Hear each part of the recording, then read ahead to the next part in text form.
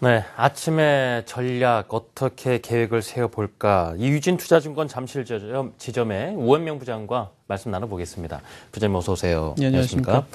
자, 국내 시장 보면요, 어제도 외국인 매수가 좀 들어오면서 코스피 지수가 2,000선에 올라섰습니다. 근데 이제 경제 지표는 좀 이게 부진한 모습을 보이고 있거든요. 앞에 뭐 소비자 물가 상승률 가지고도 얘기를 나눴었는데 지금 시장을 좀 상승을 견인하는 힘은 어디서 나올까? 이 부분을 여쭤보고 싶거든요. 그러면서 또 경계해야 될 부분은 어떤 것인지도 챙겨주시면 좋겠습니다.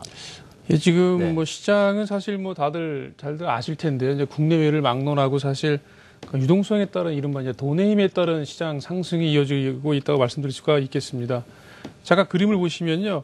지금 이제 그림에서 보시는 것처럼 작년 4분기에만 대략 글로벌 시장에서 8개국 가량 중앙은행이 정책금리 인하를 결정을 했고요. 네. 그다음에 올해 들어서도 뭐 최근에 중국을 비롯해서 보시면은 이를테면 한 10개 나라 정도가 이제 중앙은행이 신규로 또는 뭐 추가적으로 이제 금리를 인하를 결정했거든요. 사실상 글로벌적으로 본다면은 미국만을 제외한 다른 여타 대부분의 나라들이 이제 금리 인하 러시를 일으키고 있다고 보시면 될 것 같은데요. 이제 금융 완화를 추진하고 있다. 이렇기 때문에 이와 연관돼서 상당한 유동성이 시장에 이제 영향을 주고 있다고 판단이 되는데요.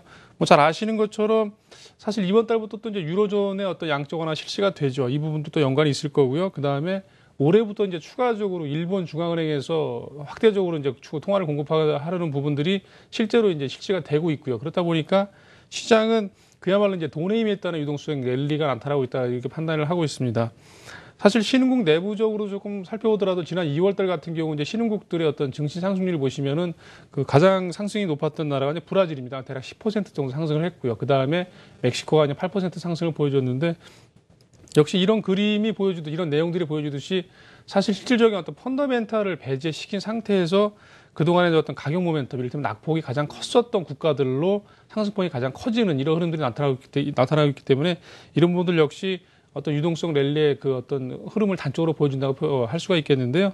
특히 이제 우리나라 같은 경우도 사실 뭐 방금 이제 2,000포인트 선을 말씀을 하셨지만은 2,000포인트 선까지 이제 근접하기까지 어떤 주가 상승을 이끈 그 업종을 보시면은 대체적으로 뭐 화학이나 정유, 건설 뭐 이런 그야말로 이제 소재와 어떤 그 이를테면 이제 산업재 관련된 종목들이라고 볼 수가 있거든요. 그러니까 네. 이런 부분들이 사실 뭐 실적이 좋아서 주가가 올랐다라고 보기는 어렵고요. 말씀드린 대로 역시 어떤 그 낙폭이 컸었던 업종 위주로 이제 올랐기 때문에 역시 유동성의 효과가 있었다고 보여집니다. 일단 지난 주말에 중국 금리 인하와 뭐 향후에 어떤 그 유럽연합의 어떤 유동성 효과 이런 부분들로 인해서 이런 유동성 모멘텀은 뭐 당분간 지속될 가능성이 크다라고 보여지는데요. 잠깐 말씀드릴 부분 같은 경우는 사실 이제 유동성 효과가 과연 언제 어느 정도 계속 지속이 될 건가는 이제 이번 달 중순에 있을 그 FOMC 회의 결과가 이제 상당히 그 영향을 크게 미칠 것으로 판단이 되는데요. 잠깐 그림을 보시면은 일단 3월 달에 있을 그 FOMC 시나리오를 잠깐 뭐 3가지 정도로 한번 나눠봤습니다. 네. 보시면은 가장 윗단에 있는 게 이제 가장 강건하게 금리 인상을 조금 더 빠르게 추진할 수 있다라고 이제 여겨질 수 있는 매파적인 그런 어떤 기조라고 볼 수가 있겠고요. 그래서 가장 하단에 있는 게 가장 완화적인 정책, 뭐 인내심 문구를 계속 유지하면서 완화적인 정책 기조를 펴는 국면이라고 볼 수가 있겠는데요.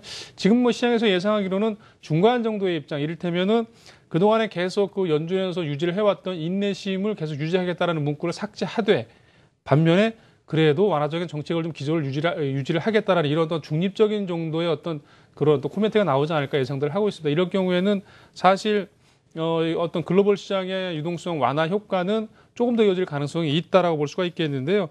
뭐 이러다 보면은 아무래도 그 어떤 그 신흥국을 중심으로 해서 이제 위험 자산에 대한 어떤 그 선호 현상이 좀 더 이어질 것으로 기대를 일단 하고 있다고 보시면 될 것 같습니다. 네. 좀 말씀 들어보면 당분간 그 유동성의 힘이 바로 꺾이거나 이러지는 않을 것 같다. 그렇다면 유동성이 현재 시장을 끌고 가는 시점이다 보니까 시장은 그럼 계속 또 상승할 수도 있겠다. 이런 생각도 드는데 혹시 다른 요인들은 고려하지 않아도 되는 것인지 고려해야 된다라면 뭐 어떤 부분을 눈여겨봐야 될지도 여쭤보겠습니다. 뭐 아무래도 사실 이제 그 유동성 부분을 말씀을 드렸는데 유동성 말고 사실 유동성을 좀 제약할 수 있는 부분이 뭐 당연히 있죠. 네. 뭐 유동성만 가지고 시장이 움직일 수는 없으니까요. 이 부분이 사실 가장 중요한 부분이 뭐 잘 아시는 것처럼 어떤 기업 이익 전망이라고 볼 수가 있겠는데요.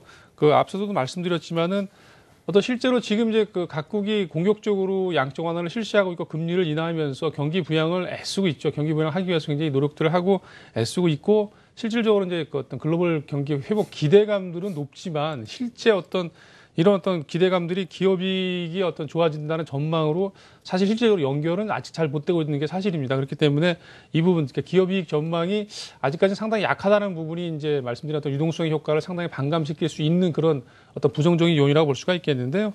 일단 미국 시장 같은 경우가 뭐 가장 중요하다고 볼 수가 있겠죠. 이제 미국 시장의 강세가 사실은 이제 글로벌 시장의 강세를 견인한다라고 볼 수가 있겠는데 미국 시장 같은 경우에 이런 강세 유지를 계속 유지시킬 수 있을 건가 이런 부분들의 어떤 토대가 좀 중요할 것으로 보여지는데 일단 말씀드린 어떤 FOMC 정책적인 부분에서는 여전히 유효적으로 이제 이어질 가능성이 있다라고 판단이 됩니다. 하지만은 미국 같은 경우는 올해 기업이익 전망이 대략 2.3% 정도로 전망을 하고 있는데요. 작년 대비해서는 역성장하는 그런 수치입니다. 그렇기 때문에 물론 성장을 하긴 하지만은 그런 부분들이 조금 부담을 안을 수 있다는 측면이 있고요. 지금 그림에서 우리나라 기업의 분기별 영업이익 전망 변화가 좀 나오고 있는데요. 네. 우리나라 같은 경우도 사실 지난 연말부터 어떤 기업들의 어떤 이익 전망 하향 속도가 좀 낮춰지는 것은 사실입니다. 그런 부분들은 비교적 긍정적인 부분이라고 볼 수가 있겠는데요. 어쨌든 간에 국내적인 시장을 들여다볼 때 이런 어떤 글로벌 유동성의 효과와 그다음에 기업이익 전망을 같이 이제 맞물려서 말씀을 드린다고 본다면은 역시 이제 영업이익 전망치가 과연 어떤 업종에서 가장 크게 좋아질 것인가라는 부분이 가장 중요할 수가 있겠는데요. 그림에서 잠깐 보시는 것처럼 일단 올해 같은 경우는 전망치죠. 전망에 따르면 일단 운송업종과 그다음에 IT 쪽, 그다음에 디스플레이 쪽, 그다음에 반도체와 유틸리티, 그다음에 호텔, 보험 이런 순서대로 일단 기업이익이 상승할 것으로 예상을 하고 있습니다. 그렇기 때문에 이런 업종을 중심으로 해서 일단 접근하시는 게 실적적인 측면에서 유동성 효과를 물론 이제 같이 받을 수 있겠지만은 실적적인 측면에서 접근하시는 게 가장 맞다라고 보여지고요. 역시 이런 부분도 특히 운송업종의 어떤 이익 전망이 높아지는 이유는 잘 아시는 것처럼 유가 하락에 이제 그러니까 수혜를 볼 수 있다라고 보시면 될 것 같은데요. 네. 그러니까 이와 연관지어서 역시 시장은 결론적으로 말씀을 드린다면 여전히 유동성 효과가 괜찮다. 이런 부분들 염두에 두시는 게 맞다라고 보여지고요. 그렇기 때문에 지수상으로 본다고 하더라도 역시 이제 2,000포인트 안착 시도가 계속 나타날 가능성이 크다라고 이렇게 보여집니다. 그렇기 때문에 어떤 부정적인 부분, 그러니까 기업이익 전망이 어떻게 좀 좋아질 수 있을까라는 부분들 확인은 사실 1분기 이후에 이제 가능하기 때문에 조금 시간이 있다. 그런 부분에서 유동성의 효과가 좀 지금 당장에 반영이 되고 기업 실적 같은 경우는 조금 더 뒤에 저희들이 확인할 수 있기 때문에 일단 네. 말씀드린 어떤 짧은 부분의 어떤 효과가 더 강하다고 볼 수 있기 때문에 긍정적인 접근을 계속해서 해보시라고 이제 말씀을 드려보겠습니다. 알겠습니다. 그러면서 이제 거래소 시장 같은 경우는 이제 순환매가 돌면서 막 올라가기 시작하니까 이 투자하시는 분들 입장에서도 좀 뭔가 변화를 줘야 될 것 같은데 이 부분 관련해서는 좀 어떤 조언을 좀 많이 해주고 싶으신지 모르겠습니다.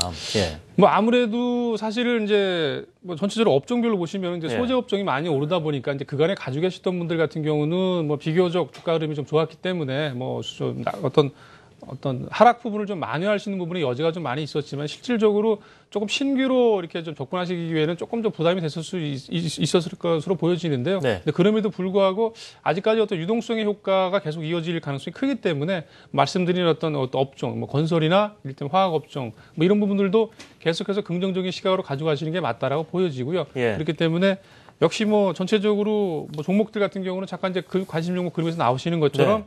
IT 업종에서 삼성전자나 삼성전기, 갤럭시 S 효과 긍정적이라고 볼 수가 있겠고요. 네. 건설 업종에서는 GS건설과 대림산업 그리고 최근에 낙폭과대 측면에서 조금 계속해서 관심을 보여야 될 그 업종이 자동차 업종이라고 판단을 예. 하는데요. 현대차나 현대위아 그리고 마지막으로 역시 코스닥에서 기술적인 흐름과 실적 개선 기대감이 있는 주성 엔지니어링이나 안국약품 정도 이렇게 종목을 좀 제시를 해드리겠습니다. 좀 보시면서 좀 차분하게 좀 대응을 해보시면 어떨까 말씀드려보겠습니다. 네. IT, 건설, 자동차 그리고 코스닥 쪽에서의 좀 엄선할 만한 관심 가져볼 만한 종목들 소개해 주셨습니다.